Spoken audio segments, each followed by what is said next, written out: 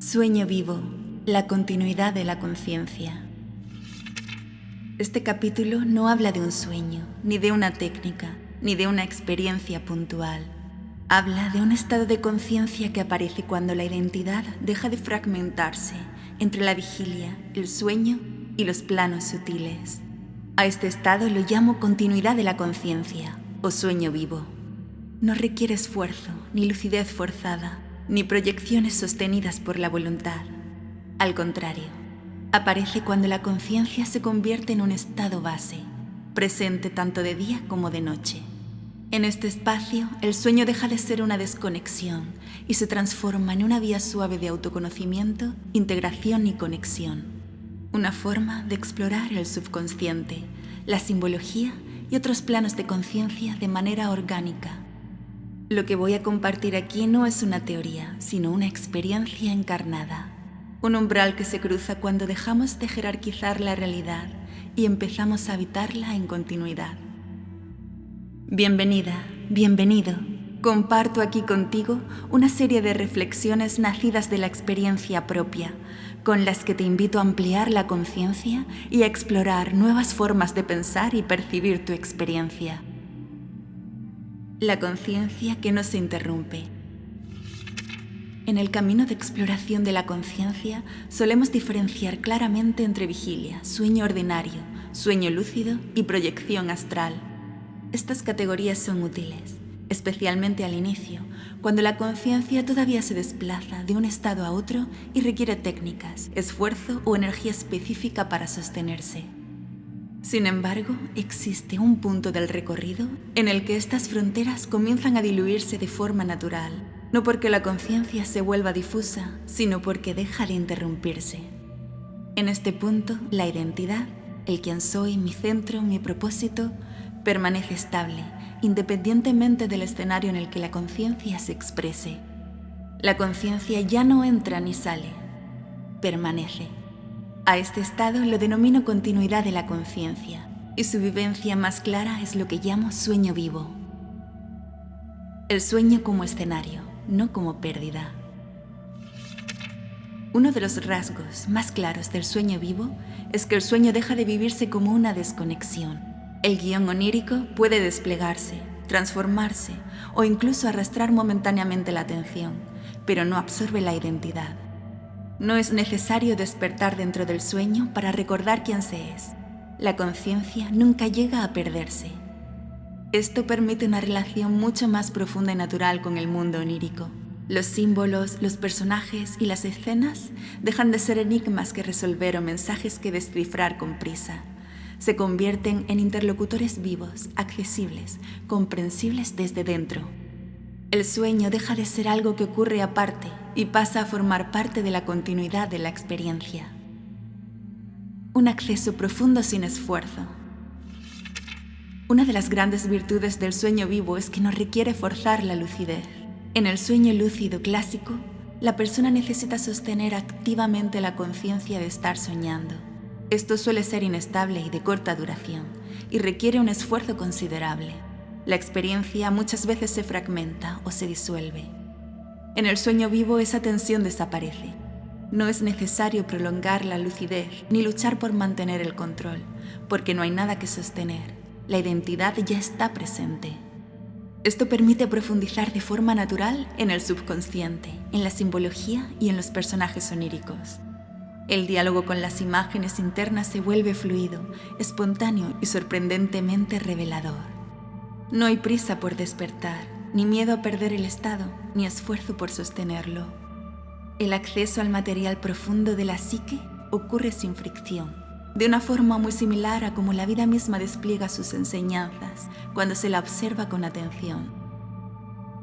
Más allá de la proyección astral. Algo similar ocurre con la proyección astral. Las proyecciones conscientes suelen requerir una preparación energética específica, una intención clara y una cantidad de energía disponible que condiciona tanto la entrada como la duración de la experiencia. Cuando la energía desciende, la proyección se disuelve. En la continuidad de la conciencia no existe esta ruptura. No hay momento claro de entrada ni un regreso abrupto. La conciencia se desplaza entre planos con la naturalidad de quien cambia de estancia dentro de una misma casa. Este estado se convierte en un estado base, no en un evento excepcional. La exploración no depende del esfuerzo ni del control, sino de la presencia. Las técnicas como estadio de transición. Desde esta perspectiva, tanto el sueño lúcido como la proyección astral pueden comprenderse como formas de acceso a la continuidad de la conciencia, pero nacidas todavía desde un estado de separación.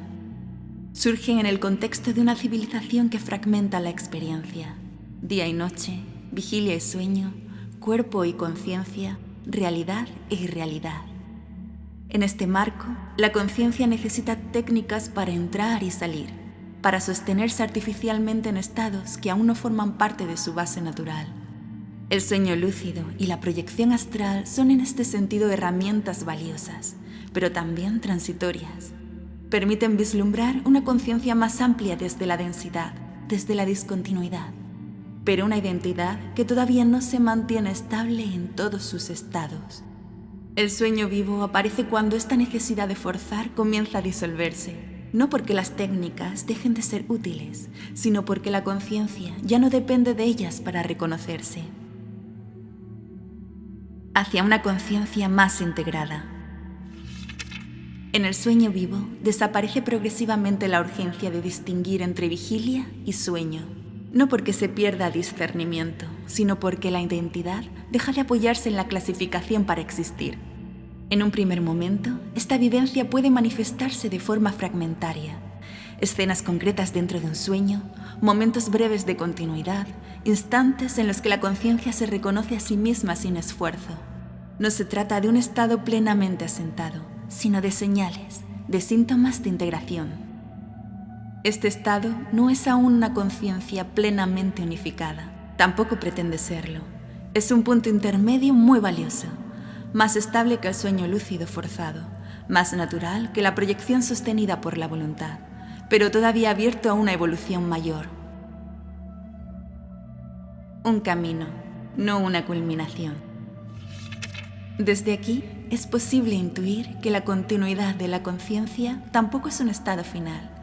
Es una fase de maduración, un signo de que la identidad comienza a mantenerse coherente a través de sus distintas expresiones. Tal vez en una conciencia aún más integrada no sea necesario preguntarse si se está soñando o despierto. O tal vez, paradójicamente, esa identificación vuelva a aparecer, pero ya no como duda, sino como conocimiento sereno. Por ahora, el sueño vivo es un síntoma claro de integración. Una conciencia que ya no necesita separarse para explorarse. Una vía suave de autoconocimiento y conexión. El sueño vivo favorece enormemente el autoconocimiento. Permite comprender con mayor claridad los símbolos personales, reconocer patrones emocionales profundos y dialogar con figuras oníricas sin miedo ni idealización. También abre la posibilidad de conectar con otras conciencias o presencias desde un lugar sereno, sin expectativas ni proyecciones.